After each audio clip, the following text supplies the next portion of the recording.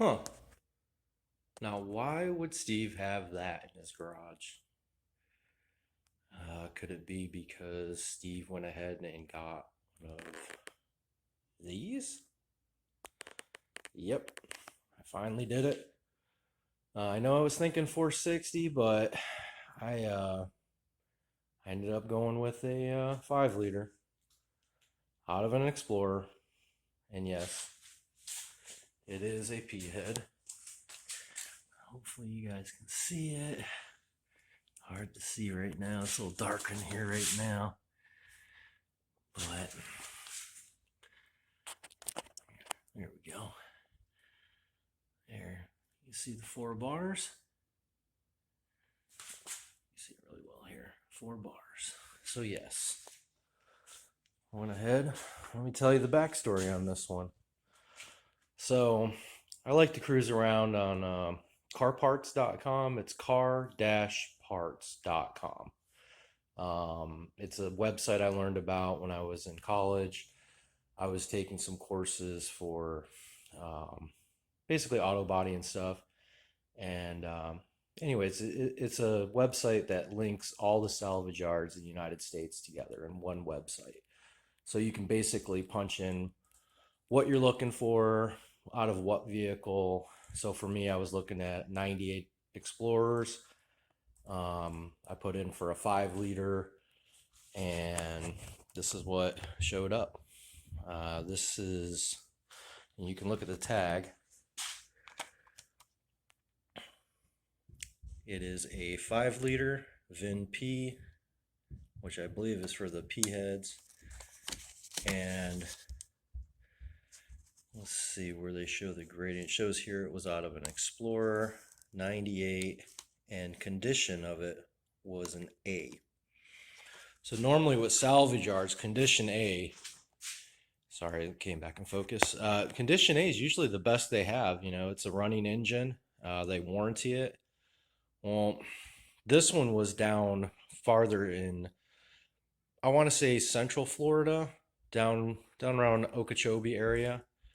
And for those of you that are familiar with Florida, that area of Florida is kind of, it's basically orange groves and retirement homes.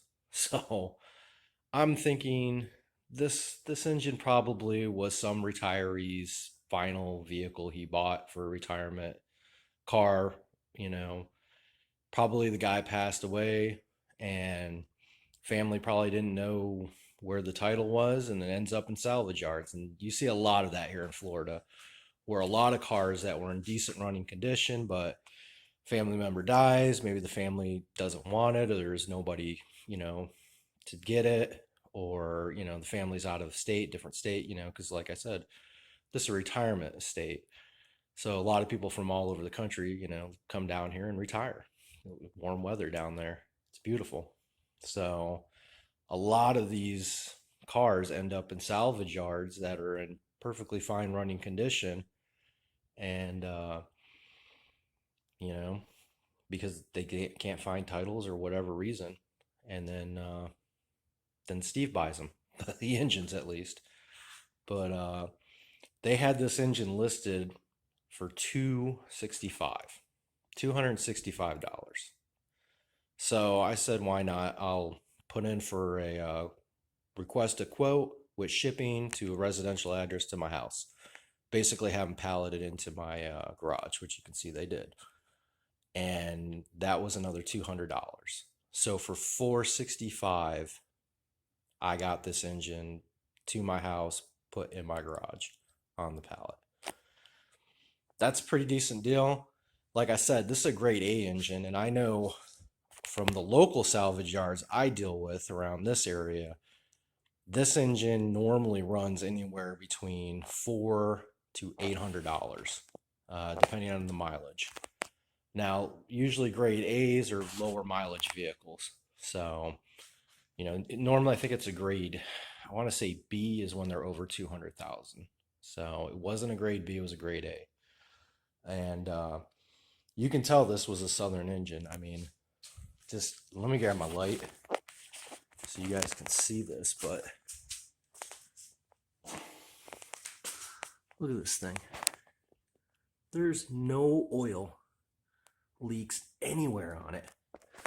Look at you can see the freeze plugs. They're all in brand new shape. Look at inside, top. I mean, usually these things are just caked with oil. That's about as much right here as you're gonna see of caking. Look, it's just the paint's all gone, but the engine, it's all there. That's about as much oil leakage as I can see on this engine. Here's the back. I mean, the whole engine, and it's, you know, has the full fuel rails and everything. Still has the fuel injectors. So I went ahead and I pulled the number 8 cylinder on this side, and I stuck my diagnostic tool, you know, the video, the bore scope. I stuck the bore scope down in the cylinder. I wanted to see what the cylinder wall looked like and everything. And cross hatching is just beautiful on this engine. So it doesn't look like it had a lot of mileage. You know, the cross hatching, it looks wonderful. The pistons look good. They have valve reliefs, so on and so forth. Plugs looked okay. A little bit rich, but you know, these fuel injected cars usually run a little bit richer. So, but yeah. So I got this in. It came in the other day.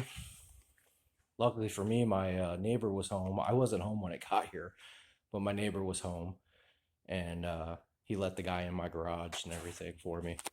So that was cool. Got a good neighbor. But yeah, this is a new project. We're going to be putting her in right there. Sorry, my garage is a complete mess, but just picked this up today. Bought it used. It's a Pittsburgh. Guy used it for one engine swap, so I ended up $160 for it. It was a little more than I wanted to pay, but you know, the guy was right near where I worked, so I picked that up. I got to stop at Harbor Freight tomorrow and see about getting an engine stand. And first thing I want to do is get this upper and lower intake off. I know a lot of guys like these. They call them the GT40 upper and lower intake. I'm not planning on doing fuel injection. I'm just going to run carburation, basically what I have. So I'm going to try and sell it. Maybe I can get $200 for it. I don't know. I see them going for more than that with the fuel rails and everything. These I'm just going to junk. I mean, I really don't know what use anybody has for those. But I'm going to keep the oil pan. I'm going to keep the exhaust manifolds. I'll keep the adapter here for the oil filter adapter, because and I'll probably keep all the pulleys and stuff, because my son, he's turning 15, and here in Florida you can get your learner's permit at 15. So he's talking about wanting to get a Ranger and maybe doing a V8 swap on a Ranger. So this would be, you know, basically all the parts on here coming out of a 98 Explorer will drop right into a later, you know, 90s Ford Ranger. So I'll keep all those parts for him in case he does decide to do that.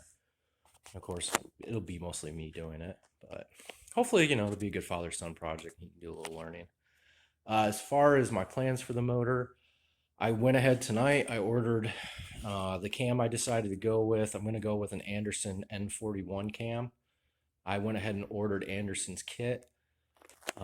It comes with the trick flow valve springs, the heavier springs designed for the GT40, GT40P, and E7 heads. The N41 cam, to me, I think that's the best fit. They designed that cam around the GT40 heads, so that seems to be the best cam in my opinion. I'm gonna put in the links, all the parts I bought. So after I'm done with the video portion of this, there'll be, you know, screenshots for all the parts I bought so far. So I have the cam coming, I have the valve springs coming, so I'll redo the heads.